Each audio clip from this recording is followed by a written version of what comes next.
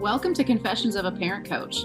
I'm Coach, a mother of four, and potty talker, Ann Kaplan. This is the podcast where I confess something from my own parenting and coaching life, teach a lesson around it, and answer your questions. Even we parenting experts are far from perfect, and the real magic happens when we get down with all that imperfection. We get into the gritty side of parenting here, so earbud up and dive in. Welcome in, listeners, to another episode of the podcast. I'm excited to be here with you again, continuing our series on the Enneagram. And as promised, last week, I promised you that this week we would talk about the sort of juxtaposition and dovetailing of the spiritual and psychological elements that are woven into the Enneagram. And before I do, I realized I forgot to tell you something last week that I want to tell you today. You know, this series of the Enneagram exploration that I'm doing right now, you know, it kind of gets into it a little bit with the Enneagram, right? And if you are just getting started with the Enneagram, if you haven't, you know, figured out your types, or you don't even know what I'm talking about when I say types and stuff like that, I want you to know that that information is available to you. I've talked about the Enneagram in previous episodes and stuff like that. So before I forget, I'm going to tell you that the episodes to go back and listen to. I would, first of all, encourage you to go back to listen to last week's episode, because I kind of go over, you know, the Enneagram as a concept versus going into all the different 9 types. But also, if you go back to episode 81, 85, and 89, in those episodes, I go through, you know, the different types and parenting with the Enneagram and all that great stuff. So check that out. You also can see some really great type descriptions on the Enneagram Institute's website, which I'm actually going to be kind of quoting from today a few times. So you know, please don't let this stuff get too heady for you and then stop yourself. Like, you just maybe need the background, which is totally normal. Whenever there's a series in a podcast, right? It's kind of like, oh, it's going to be great if you listen to the episode, but you'll get even more out of it if you listen to the previous episode, right? So that's sort of my little housekeeping reminder to you guys. And remember that this series on the Enneagram that I'm doing is really because I'm ramping up and launching into the workshop that I'm doing on April 26th, the Living Enneagram, Your Personal Roadmap. That's the name of the workshop. It's actually here in the flesh in Denver, which I'm super pumped about. If you want to learn more about it and sign up and all that stuff, you can go to a really easy link to remember. It's a bit.ly link, bit.ly/living Enneagram. So go and check that out on the website. You'll learn more about what to expect on the day, what's included. One of the things I always like to emphasize to people is included is help before the workshop in figuring out what your type is. So not only are you going to get me in that group setting on the day, but you're going to get my support individually beforehand in figuring out your type, so that by the time you get to that gathering on the 26th, you're going to be ready to hit the ground running and really just go for it and dive in with your type and learning about the Enneagram in general and all that great stuff. So today, got to start with my confession. I want to talk about how spirituality and psychology are both built into the Enneagram. And when I started like researching all of this stuff, when I started giving Enneagram workshops and things like that, I've been doing them for religious institutions. I've also been doing them for the school that my kids go to. Like, I've been doing them with my current clients and all that stuff. This last fall, the Enneagram featured really prominently in the retreat that I ran. So, you know, had to really organize my thoughts and make sure that not only was I certified and trained and all that stuff in Enneagram coaching and typing, but that I also kind of had the context and knowledge to really just present the Enneagram to people in a way that made sense and was in integrity with history and the facts. You know, as an Ennea type 1, integrity is one of my most important values. So I had to make sure I had integrity around these workshops, right? And one of the things I started looking into was how the Enneagram brings in spirituality and psychology. And in that sort of exploration and education that I was giving myself, I learned a term that I had not heard before, which is spiritual bypassing. And I wonder if everybody out there already knows what spiritual bypassing is, and I just was coming late to the party. But one of the things we talk about when we talk about the Enneagram is, or just even the need for both spirituality and psychology, is that spirituality without psychology, without the grounding of science and knowledge and the terrestrial aspect of us here living on this plane, spirituality without that grounding looks like spiritual bypassing. And what does that mean? Like, what even is spiritual bypassing? I'm going to talk about it now because my confession for you involves spiritual bypassing.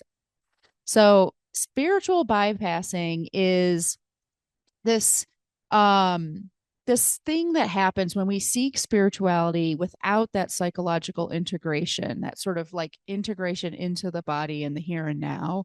We really miss out on our cognitive signaling and our body's instinctive responses when we're only, staying in that sort of spiritual realm. And for some people, that can look like toxic positivity, which I know you know what that term means, right? And I would say that spiritual bypassing is kind of like toxic positivity 2.0. It's like the next level up. It's a tendency to use spiritual practices and beliefs to avoid dealing with emotional issues, unmet needs, unresolved wounds, that kind of thing. And while that can still sound a little esoteric, examples of spiritual bypassing are things like suppressing your negative emotions by focusing only on positive thinking, um, trying to rise above difficult aspects of being human without fully facing them, using spiritual practices to avoid attachment needs. You can see this theme in here of like just avoidance. Like, I'm just going to stay in this, like, everything happens for a reason. This is everything is good. There's nothing that's bad, plane of existence. And in that sense, I'm going to just avoid, reality sometimes, right? And I have actually two examples of this from my own personal life that I can give you, when it comes to spiritual bypassing, my own personal spiritual bypassing confession. And one of them is something that happened a really long time ago between me and one of my best friends that I'm still friends with today. Different friend than I was talking about last week, by the way. I have lots of friends that I've been friends with for over 20 years. That's one cool thing about becoming middle aged. You can look around and realize, like, holy cow, I've known you like for 20 years. That's a really long time. And not just my husband, but like my friends and stuff like that. So one of my friends, in my opinion, was in that sort of toxic positivity space. And my confession isn't that I also was in that toxic positivity space, but that I almost kind of threw away our friendship over it. You know, when I would say I was in a toxic negativity stage of my life, when I was younger and I hadn't undertaken a lot of my work, like one of the ways that I would, deal with my negative emotions was to really just vent, right? Like just blow off steam. And so anytime, if you were a friend of mine, anytime you were hanging out with me, I would just be bitching about something. And a lot of it was my husband because, marriage, what are you going to do? So I would be hanging out with this friend and just be saying really, mean stuff about Mike that, I meant it, but I didn't mean it. The same thing sometimes we talk about our kids, or it's like, oh my God, I just want to wring this kid's neck. Do I actually want to strangle my child? No. But do I actually want to strangle my child? Kinda. It's not like I don't mean it when I say I want to wring this kid's neck, even though obviously I'm not actually going to murder my kid. It's the same thing, right? Like, and I was saying that kind of stuff about my kids. I was saying that kind of stuff about Mike, like, oh my God, I just want to run away and never come back. Or I'm just going to punch that guy in the face. If he brings it up brings this issue up one more time, I'm just going to slap him or whatever. That kind of venting, gallows humor kind of way of dealing with my issues, which I am not saying is the best way, by the way. It's just that's what I was doing at the time. And my friend was, in my opinion, like totally in the opposite world of toxic positivity and spiritual bypassing. Every time I would say any of that stuff, she would just be like, don't say that. You don't really mean that. You're not allowed to say that. You can't talk that way about you know, about your family and things like that. And finally, there was this one time when I just really lost my temper with her. And I was like, stop telling me that I'm not allowed to feel how I feel. I am angry. I do want to punch my husband in the face. I do want to drop kick my kid out of the car. And you telling me that I actually don't feel what I feel is extremely invalidating. And the reason why I bring up this story as a confession isn't to throw my friend under the bus by any means, but it's for all of us because I now, after doing so much more of my own personal growth work, am much more in a place of like, everything is just the way it's meant to be. It's not a problem. I can absolutely veer into that spiritual bypassing plane where it's like, I'm just not going to engage with stuff that brings me down. And I'm going to just stay in this, headspace. That behavior is, in my opinion, very dangerous in multiple ways. It's dangerous for our own personal growth because we're not really addressing those wounds that need healing in order for us to truly, heal and grow. We're just avoiding. But it's also dangerous in our relationships. Like, because this friend was showing up this way, like I almost was just walked away from the friendship where I was just like, I can't be around you anymore because I can't be myself around you and blah, blah, blah. And that's a terrible thing to admit now because after 20 years of friendship, the idea of throwing that away back then seems awful to me. And I can't believe that I almost did that. But I also recognize that I could easily be doing that to people today if I'm not careful. If I'm not also weaving in that groundedness, that terrestrial feeling. And that leads me to the spiritual bypassing that I know I'm doing right now in my life, which is around politics and what's going on in current events. Like, um, I am really upset about what's happening with our government and all of that stuff. Not to make this a political podcast, but it just doesn't align with my desires and values. And the way that I deal with that is absolutely to just avoid 100%. Like I feel so drawn to just, kind of staying in a meditation, right? Like just if I just meditate for 4 years, will that be the solution? Right. And that is an absolute example of spiritual bypassing. Other things that look like spiritual bypassing is, making believing that every single thing that happens to you, this any traumatic event must serve as like a learning experience. I gotta admit, like another confession for you, getting a threefer this week as I was reading and educating myself about spiritual bypassing, there were so many things that I read where I'm like, well, I do that, but I think that's true. I do believe that traumatic events, they don't have to serve as learning experiences, but they are. There is something that we can take from each of those things. And it's a very tricky line to walk when it comes to spiritual bypassing. So this is one reason why we say like true growth, if you really want to go somewhere deep and profound with your personal work, we need that psychological grounding. And we also need the spiritual grounding because psychology without spirituality winds up being arid and ultimately meaningless, right? It's just academic.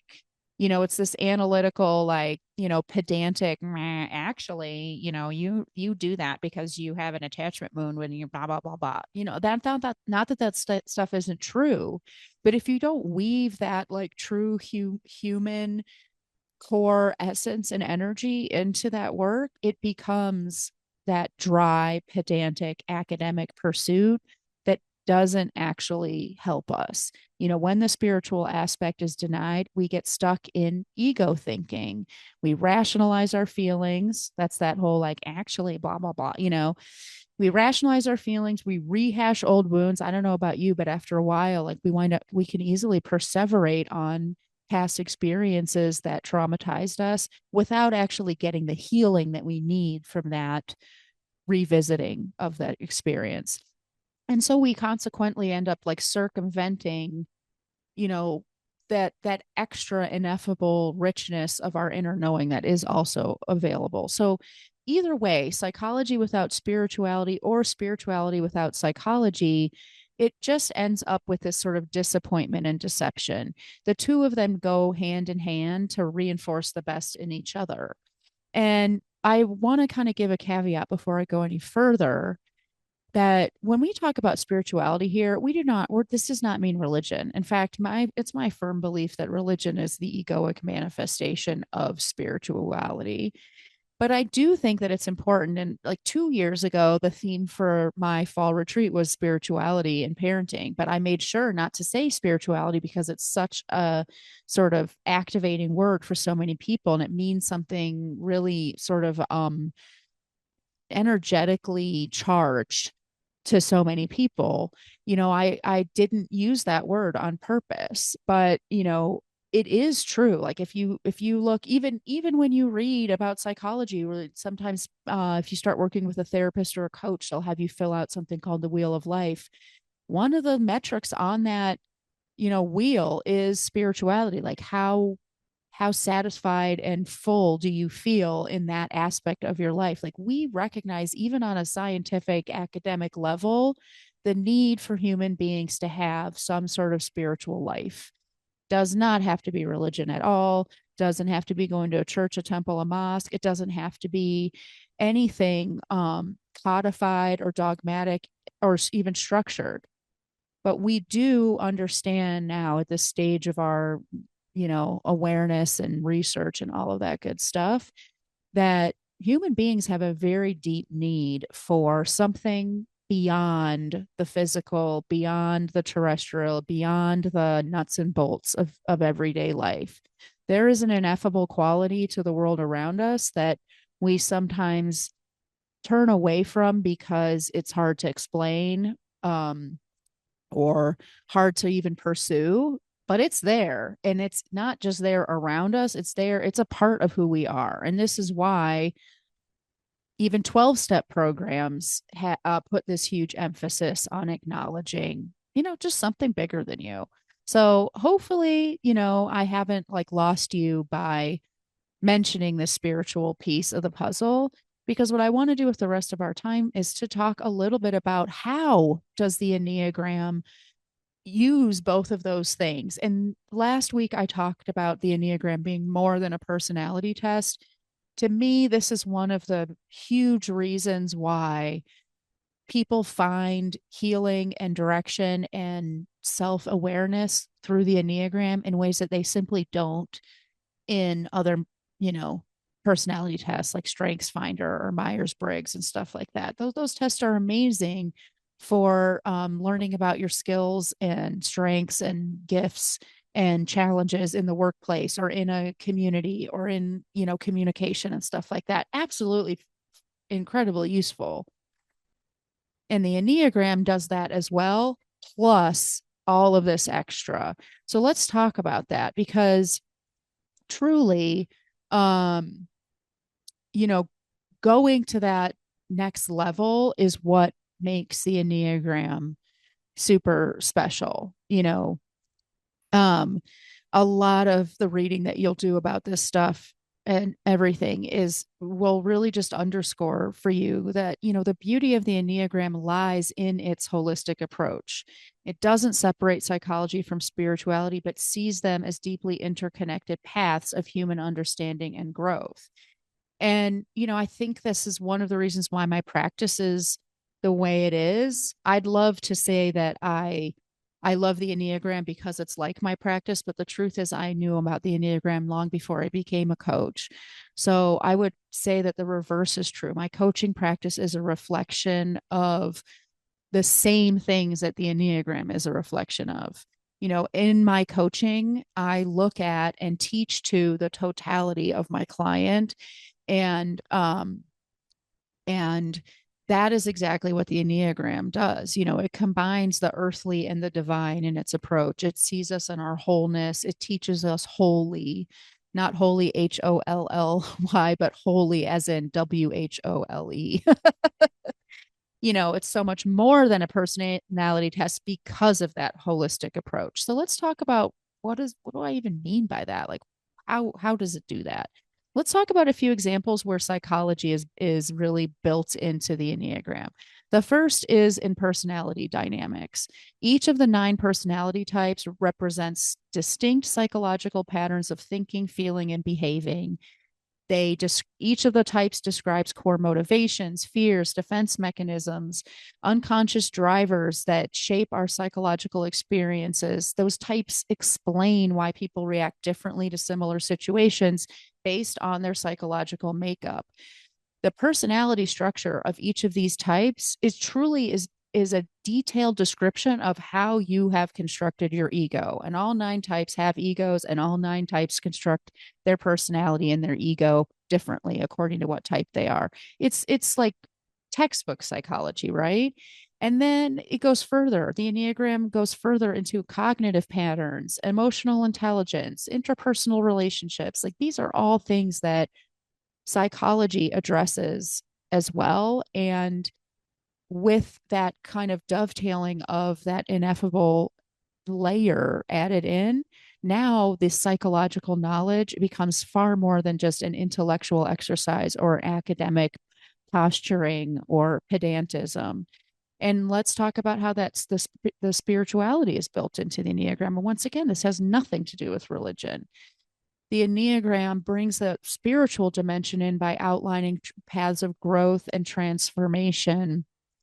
You know, each type has a spiritual journey that they can choose to undertake that transcends those ego based limitations.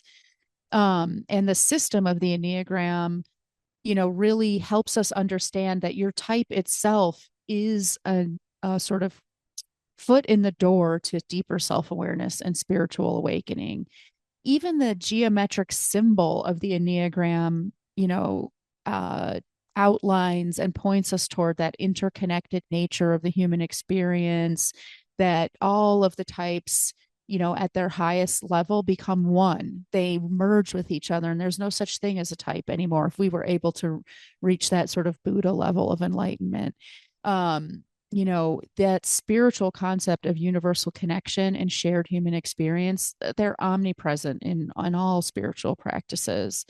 um and then also on that spiritual level, the Enneagram really talks about freedom from your ego and a healthy relationship between you and your ego. And as well, like for example, if you come to the workshop on the 26th, everybody gets their own sort of like little booklet that's sort of a synopsis around the Enneagram. And one of the things that's in each type description is tips for actually implementing and following your own growth path. One of the things that you'll see in practically every one of those tips lists is something about contemplative practice. It could be meditation, it could be mindfulness, it could be self-reflection, it could be it could literally be pursuing a more structured communal ritual way of connecting with spirituality. But that's in there so well. And I want to leave you with an example, and I'm going to use the type 9 as an example. So the type 9 is the peacemaker, and I'm actually going to read you the little brief description of it from the Enneagram Institute website, so you kind of know what I'm talking about. So the 9 is called the peacemaker. Sometimes they're also called a people pleaser. But they're easygoing and self-effacing. They're receptive, they're reassuring, agreeable, complacent, but they can be that complacency can really lead them into stagnation and stuckness, right? In that attempt to please everybody, they wind up sort of putting themselves on the back burner and sort of just being in a holding pattern around things. So that's a really great that's what the 9 is. Now let's talk about the 9 as an example of the marriage of spirituality and psychology. Because psychologically, the 9s tend to avoid conflict and merge with other people's perspectives. That's that psychological mechanism that we're talking about.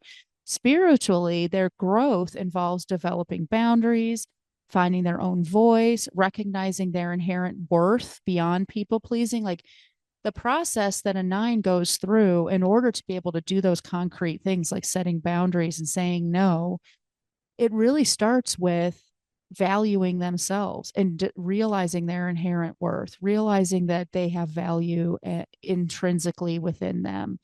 And that is a spiritual process. So once again, the beauty of the Enneagram lies in its holistic approach. That's what makes it so special. So I hope that that's a really kind of helpful, sort of insightful window into, why I love the Enneagram, why I think everyone should love it. You should love it.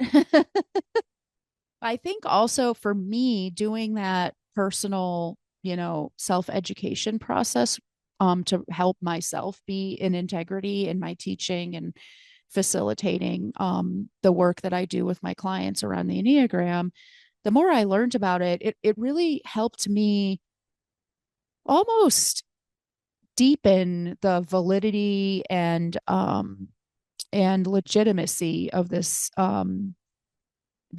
paradigm or this system of the Enneagram. It's not just something that feels really good or, whatever. It's not something that is solely like a new age, just good vibes thing. Although don't get me wrong, I love me a new age good vibes thing, no matter what. But to really understand how it dovetails the left and the right brain, the need for science and spirit, the need for grounding and connection to something bigger than us. Like it really just deepened to be honest, my respect and reverence for this thing. And I think even saying respect and reverence does a really great job of encapsulating those two things. Like respect is that sort of left brained way of looking at it. Reverence is that right brained way of looking at it, right? So I am super excited to go further with this with you as this series continues. And I also am excited to see you on April 26th. And of course, if you are not in Denver or you are unavailable on the 26th, this is not the only way to work with me around the Enneagram. So always feel free to set up an Enneagram coaching session with me, a typing session with me as well. But if you are in Denver and free on the 26th, you'd be crazy not to join me in this workshop. And don't forget, I'm also going to bring you some delicious snacks.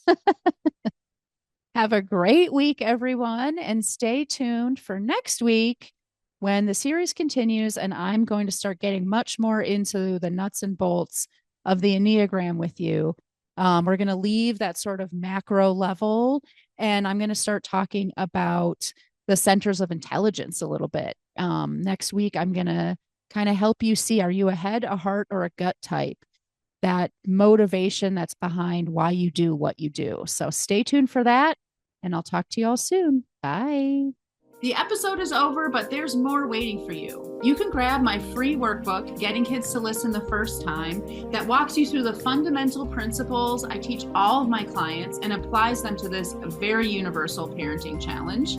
So if you're sick of repeating yourself all day long or just want to learn more about my style, you'll definitely want to go to bit.ly/kidswholisten. And if you're ready to work with me, let's meet. Set up a free call at bit.ly/Kaplan call, and let's create an action plan that gets you exactly where you want to go. And of course, links to all this goodness are in the show notes. Thanks for joining, and I'll see you next time.